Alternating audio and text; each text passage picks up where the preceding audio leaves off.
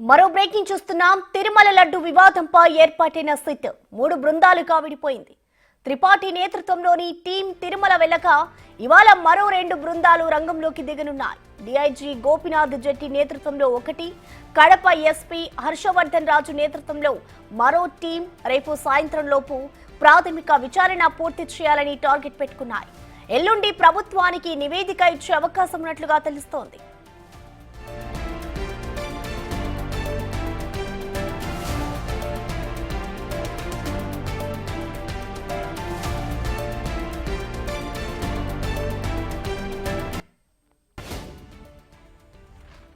మరో బ్రేకింగ్ చూస్తున్నాం. తిరుమల లడ్డు వివాదంపై సిట్ విచారణ షురూ చేసింది.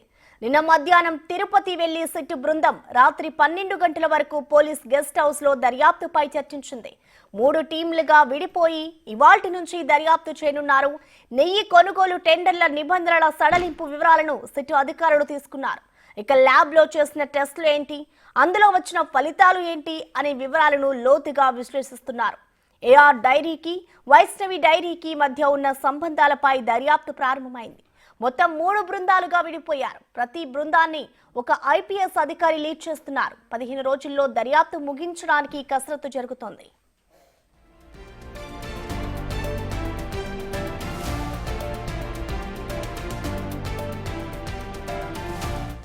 నిన్న తిరుమల వెళ్లిన సిట్ టీం దర్యాప్తునకు సంబంధించిన గ్రౌండ్ వర్క్ ప్రిపేర్ చేసుకుంది. మొదట నేరుగా తిరుమల కొండపైకి వెళ్లారు. శ్రీవారిని దర్శించుకున్న తరువాత సాయంత్రం పద్మావతి గెస్ట్ హౌస్ కి వెళ్లారు. ఇక అక్కడ ఈ కేసు విషయంలో ఎలా ముందుకెళ్లాలి, ఎలాంటి ఆధారాలు సేకరించాలి అనే అంశాలపై చర్చించారు. కల్తీ నెయ్యి సరఫరా చేస్తుందని ఏఆర్ డైరీ మిల్క్ ప్రొడక్ట్ సంస్థపై టీటీడీ చేసిన కంప్లైంట్ కాపీని సిట్ బృందం తెప్పించుకుంది. దర్యాప్తును అక్కడ నుంచే మొదలుపెట్టింది. టీటీడీ ఇచ్చిన ఫిర్యాదుపై ఇప్పటికే ఈస్ట్ పోలీస్ స్టేషన్లో పలు సెక్షన్ల కింద కేసు కూడా నమోదైంది. ఏ సెక్షన్ల కింద కేసు నమోదు చేశారు అనే అంశాన్ని సిట్ సభ్యులు పూర్తి స్థాయిలో పరిశీలించారు.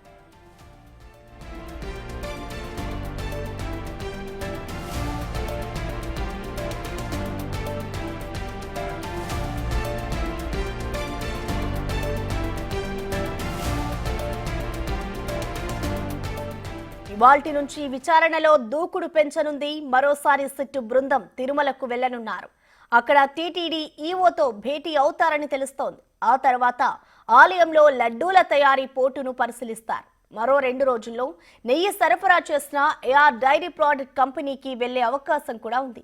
ఏఆర్ డైరీ అధికారులతో ఇప్పటికే మాట్లాడినట్లుగా తెలుస్తోంది. ఒకసారి అక్కడికి వెళ్లి ఆ డైరీ ప్రోడక్ట్ కంపెనీ ఎలా ఉంది, నిజంగా అక్కడ కల్తీ జరిగే అవకాశం ఉందా, ట్రాన్స్పోర్ట్ ఎలా ఉంది అనే అంశాలను స్వయంగా పరిశీలించాలని దర్యాప్తు అధికారులు ఆలోచిస్తున్నారు.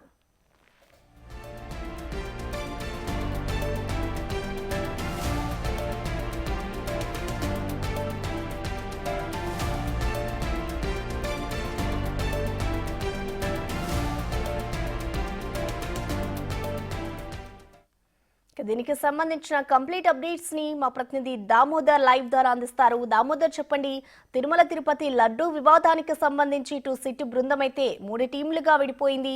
దీనికి సంబంధించి అసలు విచారణ ఏ విధంగా చేస్తున్నారు, డీటెయిల్స్ ఏంటి దామోదర్? ప్రసన్న, తిరుమల శ్రీవారి ప్రసాదాలలో పాటు లడ్డు వినియోగానికి ఏదైతే లడ్డు కోసం వినియోగించిన నెయ్యిలో జంతువుల అవశేషాలు కలిశాయంటూ ఏదైతే ఎన్డీడీబీ ల్యాబ్ ఇచ్చిన నివేదిక తర్వాత ప్రకంపనలు సృష్టించింది. ఏదైతే నెయ్యి కల్తీ ఏ విధంగా జరిగిందా అన్న విషయాల మీద సిట్ ప్రభుత్వం ఏర్పాటు చేసింది. నిన్న వచ్చిన సిట్ బృందం 9 మంది తిరుపతి పోలీస్ గెస్ట్ హౌస్లో ఏదైతే సిట్ ఇన్ఛార్జ్ అయిన సర్వశ్రేష్ఠ త్రిపాఠి ఐజీ ఆధ్వర్యంలో సమావేశమైంది. రాత్రి 12 గంటల వరకు వారు ఆ సమావేశాన్ని కొనసాగించారు. 3 ఐపీఎస్ అధికారులు సిట్లో ఉన్నారు. మొత్తం 9 మంది సభ్యులు ఉన్నారు. 3 ఐపీఎస్ అధికారులు 3 బృందాలుగా విడిపోయి నేటి నుంచి తమ దర్యాప్తును ప్రారంభించనున్నారు.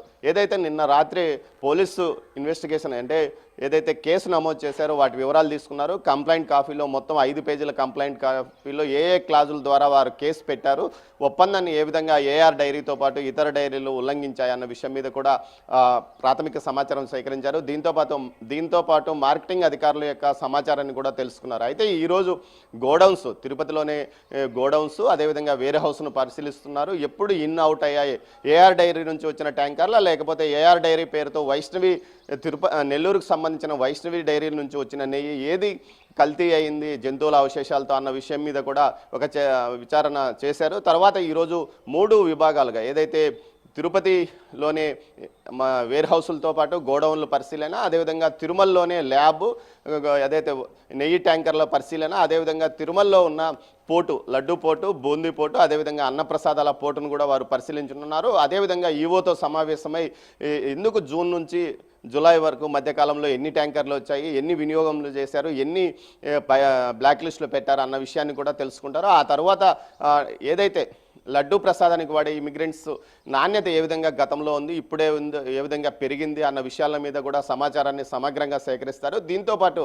ఏదైతే టెండర్స్ 2003 చివరిలో టెండర్స్ తీసుకున్నారో ఆ టెండర్స్ సందర్భంగా ఎలాంటి నియమ నిబంధనలు మార్చారు, టెండర్ షెడ్యూల్ గతంలో ఉన్న నిబంధనలు ఏవి, ఇప్పుడున్న నిబంధనలు ఏవి, 800 కిలోమీటర్ల నుంచి 1500 కిలోమీటర్లకు ఎందుకు మార్చారు, గతంలో సమీపంలో ఉన్న కంపెనీల నుంచి డైరీల నుంచి నెయ్యి తీసుకున్నారు, అలాంటిది కేఎంఎఫ్ను ఎందుకు తప్పించారు, కేఎంఎఫ్ స్థానంలో బయట డైరీలకు ఎందుకు అవకాశం ఇచ్చారు అన్న విషయాల మీద కూడా ఈవోతో సమావేశంలో వివరాలు తెలుసుకొని ఉన్నారు. ముఖ్యంగా ఏదైతే ప్రొక్యూర్మెంట్ కమిటీ టీటీడీ పాలక మండలి సభ్యుల్లో ప్రొక్యూర్మెంట్ కమిటీలో సభ్యులు ఎవరు, వారు ఎలాంటి సిఫార్సులు చేశారు, వారు ప్రత్యక్షంగా డైరీలకు వెళ్ళారా లేదా అన్న విషయాలను కూడా ఈరోజు తెలుసుకుని ఉన్నారు. మొత్తం మీద 3 చీఫ్ జస్టిస్ ఏదైతే చీఫ్ జస్టిస్ స్వామివారి దర్శనం ముగిసిన తర్వాత ఈవోతో వారు సమావేశం కానున్నట్లు తెలుస్తుంది. మొత్తం మీద 3 ఐపీఎస్ అధికారులు సర్వశ్రేష్ఠ త్రిపాఠి, గోపీనాథ్ జెట్టి, హర్షవర్ధన్ రాజు ఈ 3 నేతృత్వంలోనే ఈ సిట్ కమిటీ 3 బృందాలుగా విడిపోయి ఈ రోజు నుంచి తమ దర్యాప్తును ప్రారంభించనున్నారు. ప్రసన్న. Thank you Damodar.